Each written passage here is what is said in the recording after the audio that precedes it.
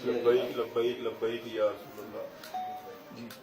नासिर भाई से आप देख रहे हैं वो शख्स है जो सा 3 माह हो गए जिसने कहीं अपनी ना रात देखी ना दिन देखा ना अपनी रात देखी, और आज ये सिरा मेरे सबके सामने है कि बाहर उनको तशद्दुद का निशाना बनाया गया अदालत के। जी ना सब आप बताएं कि अदालत के बाहर आप खड़े थे, उस वक्त कौन शख्स आया और किसने?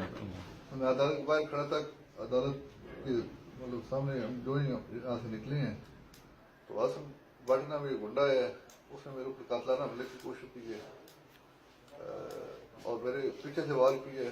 अगर सामने से वार करता तो शायद मैं उस पर जवाब भी सही करके उसको देता।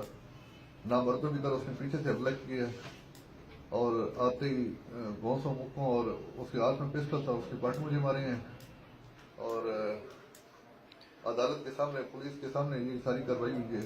पुलिस ने उसे गिरफ्तार नहीं किया, उसे भागने का मौका दिए। मैं अभी थाने में दरख्वास्त भी दूंगा और हाई कोर्ट में भी रिव्यू करूंगा इंशाल्लाह। मैं इस तरह खामोश नहीं बैठूंगा। नर साहब उसके साथ कितने साथी थे? तो मुझे बताए, मेरा कसूर सिर्फ ये है कि मैं खातून सैदी साहब के केस लड़ रहा हूँ। मेरा कसूर ये है कि मैं पिछले 3 माह से असीराने नबूस रसालत सल्लल्लाहु अलैहि वसल्लम के जो असीर हैं उनके केसेस लड़ रहा हूँ और उनको मुफ्त खिदमत दे रहा हूँ।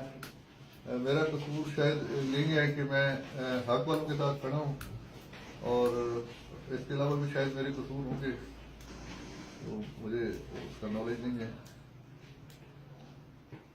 नर साहब इसके बारे में आप कानूनी कार्रवाई करने लगे, दरख्वास्त देने लगे? बिल्कुल कानूनी कार्रवाई तो मेरा हक है, वो मैं इंशाल्लाह करूंगा क्योंकि ये दूसरा वाकया हो चुका है। बाइक की बात करो। जी आप उस वक्त मौजूद थे? आप लोग जानते हैं ये मेरे बड़े भाई हैं, मेरा नाम है फैसल सुल्तान, इनसे मुतालिक हूँ मैं। और ये मेरे बड़े भाई हैं, इनके पास मैं आया, पता चला कि आज अलामा साहब की जो है ना रिलीज कर दी जाएगा। खुशी से मैं हाजिर हुआ, इन्होंने मुझे बुलाया कि मैं बाहर ही खड़ा था, फिर मैं अपने से मुलाकात हुई, गुफ्तगू सुनी हुई। फिर हम मुझे इजाज़त दी कि आप मौलाना साहब चले गए, वो उनको गाड़ी में लेकर चले गए, तो आप वापस चले।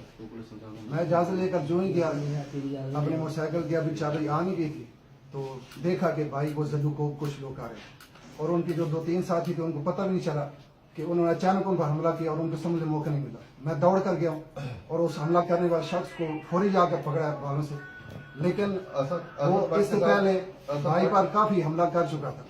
आसम भट्ट के साथ 3 और लोग भी थे जिनको मैं सामने आने पर शनाख्त भी करूंगा क्योंकि वो आते उन्होंने उनका बैक साइड से मेरे ऊपर हमला किया है, उनके चेहरे मैंने देख लिए हैं, अब मुझे उनकी पहचान नहीं हो सकती।